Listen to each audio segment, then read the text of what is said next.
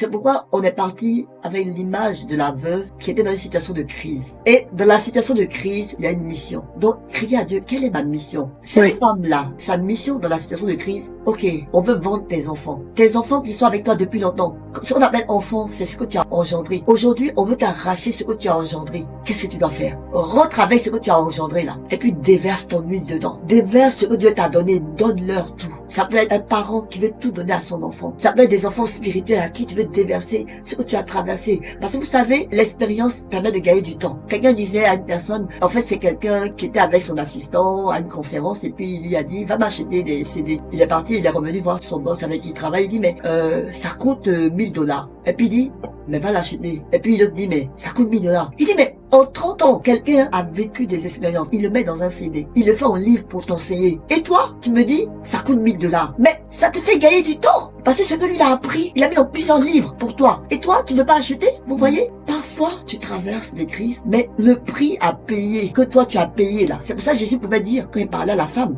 ceux qui sont là, ils veulent être à ma gauche, à ma droite, est-ce qu'ils peuvent boire ma coupe? Et après, c'est vrai qu'ils vont boire ma coupe. Donc, quand il dit à la femme, rentre avec tes enfants, tes mêmes enfants qu'on veut vendre là, la maladie, les crises, pensez à tout ce que vous pensez par rapport à vos enfants, ce que vous avez enfanté. Oui. Vous voyez, quand Jésus dit priez pour les nations, ce sont vos enfants, c'est des choses que vous devez enfanter. Mais qu'est-ce que vous devez faire? Vous devez vous déverser. Vous devez déverser ce que vous avez reçu en eux. Pourquoi? Parce que si vous ne vous déversez pas en eux, ils seront fragiles et ils seront emportés comme du vent, comme de la paille. C'est pour ça que on doit fermer la porte. Et quand on va faire ça, il dit ceux qui seront pleins, mets-les de côté. Autrement, ils vont devenir pour toi des Hur et des Aaron. C'est ceux qui vont être avec toi. Ils vont t'aider à porter la chose. Le plan de Dieu, c'est quoi? Vous savez, il ne faut pas réinventer la roue. Jésus a montré le schéma. Quand il était là, il a trouvé des pécheurs d'hommes. Il prend pas des gens qui ne font rien. Il prend des gens qui sont actifs. Il a vu des disciples qui étaient actifs, qui péchaient. Et pendant qu'ils péchaient, il a dit, toi, suis-moi. Toi, suis-moi. Et après, il les a permis de devenir des pécheurs d'hommes. En fait, ce que Dieu veut, il veut qu'on soit entouré des personnes. On reproduit le schéma. Et il a